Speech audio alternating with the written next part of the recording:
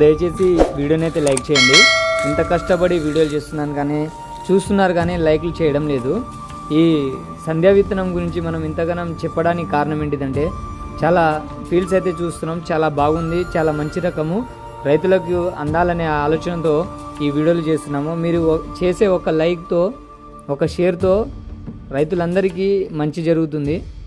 దయచేసి అయితే ఒక లైక్ చేయండి, తోటి రైతులకు షేర్ చేయండి, మన ఛానల్ని సబ్స్క్రైబ్ చేసుకోండి.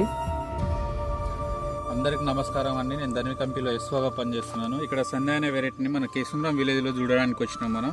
ఒకసారి కాయ సైజ్ అయినా కానీ, చెట్టు బ్రాంచెస్ అయినా కానీ ఒకసారి సైజ్ ఎట్లుంది, నల్లికి తట్టుకుందా తట్టుకోలేదా అనేది ఒకసారి చూద్దాం మనం.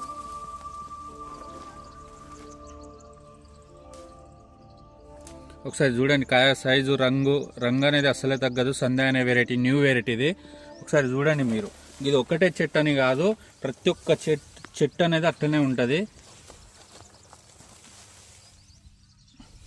దగ్గర గనుపులతోటి ఉంటుంది. మన చింతకాయలు ఎట్లుంటుందో అట్లనే ఉంటుంది సంధ్య అనే వెరైటీ. ఒకసారి చూడండి, మీరు లైవ్లో చూస్తున్నారు మీరు కూడా. ఇది ఒకటే చెట్టు అని కాదు, అన్ని చెట్లు అట్లనే ఉంటుంది. ఒకసారి